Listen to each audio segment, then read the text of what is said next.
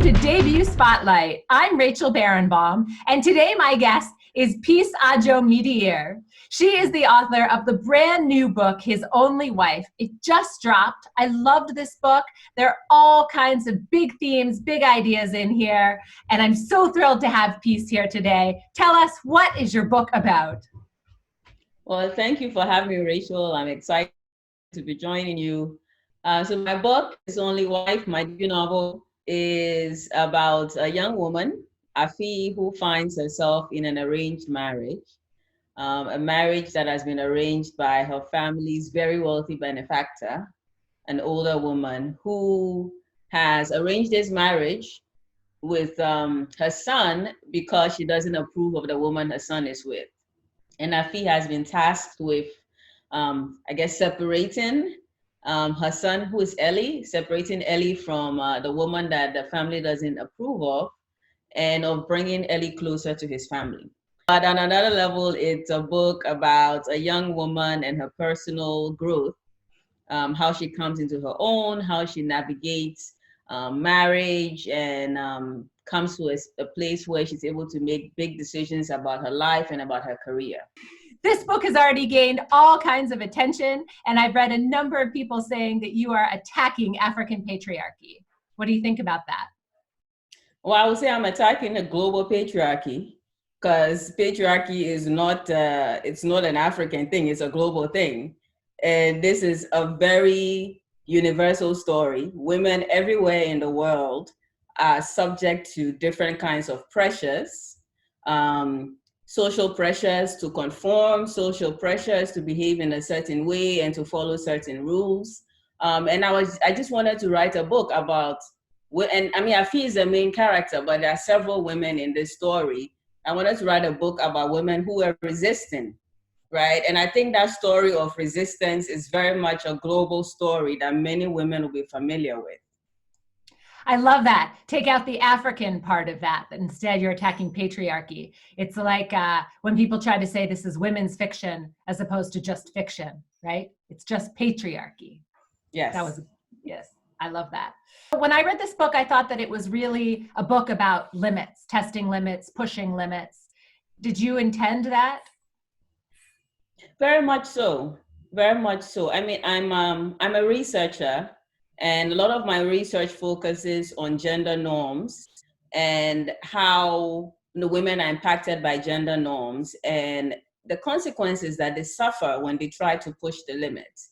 And so I really wanted to write a book about a woman, a young woman who was pushing the boundaries and who was stepping on toes and doing things that people disapproved of. And I wanted to portray her in a favorable light because there's a tendency to, I think, be very harsh with such women.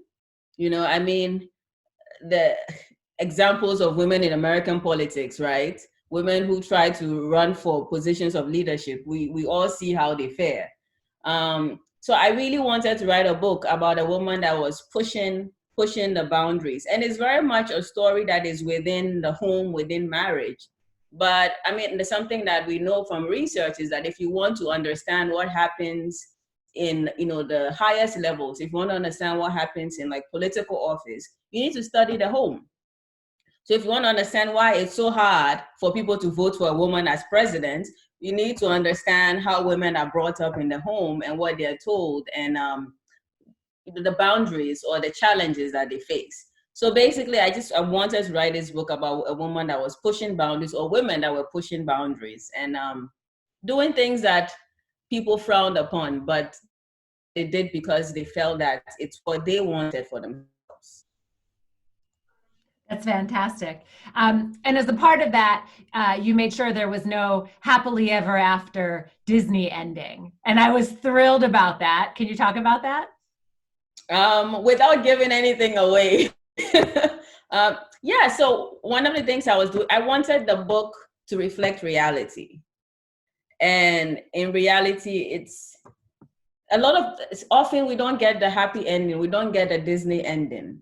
And for me, that was very important. And I remember after reading it, I spoke to several friends and said, would you have done what Afi did? Do you think it was realistic? It was very important for me for the ending to be realistic. Can you tell me a little bit about your path to publication, how long it took to write the book and finding your agent? So I began working on this book around 2000 and the end of 2012. I had just finished my PhD and I was unemployed for an entire year. And I began writing fiction. I've always written fiction, but I began writing fiction again during this period of unemployment. But even when I started working again, I continued working on the book alongside my nonfiction, alongside my research. And along the way, I also wrote short stories. So I published a handful of short stories. And it was through these published short stories that I found an agent. My agent read one of my short stories and reached out to me. And like 5 years after I began working on the book, it was acquired and it's being published today. You have an extremely impressive resume. You are a novelist, but also academic. Can you talk about how you balance these two worlds? So a lot of my writing happens in my head. So I spend a lot of time thinking about plots and characters. And alongside that, I'm also thinking about research projects, and I often have multiple research projects going on at the same time. So there's always the competition for time, but then there's also the competition for mental space. And so sometimes I will tell myself, okay, Friday, Saturday, you think about fiction. Monday morning, you stop thinking about fiction. And there are times where I don't want to stop and I have to like force myself to stop thinking about fiction and switch. I'm still trying to figure out how to combine the two, to be honest. When I was writing His Only Wife, I was writing an academic book, and I would do crazy hours, like wake up at 4 o'clock in the morning, write fiction until like 6 a.m., and then switch to nonfiction, and then go into the office, and then I will teach, and then I'll meet with students, and then I'll come home, and then I'll write. It was just, yes. I honestly don't know how I did it. I don't think I'm able to replicate what I did the first time, and I don't want to replicate it. It was just too demanding, too taxing. So what do you want readers to take away from your book? Well, I think the main thing I would like people to take out of this book is that the path to growth, the path to empowerment, to independence is really a straight one. Is very bumpy, and that, you know, that Afi as a character takes one step forward and takes 2 steps back. So I really want people to kind of recognize and hopefully appreciate the complexity of young women finding their voice and coming to a place where they feel that, you know, they can speak and say the things that they want to say, and even break the rules. Do you have any advice for new writers? So I think discipline is very important, but at the same time, be kind to yourself and live life, enjoy life. Peace, thank you so much for joining me today. I loved His Only Wife. I hope everyone goes out and buys a copy. May you sell many, many books. Thank you. Thank you so much. Thank you.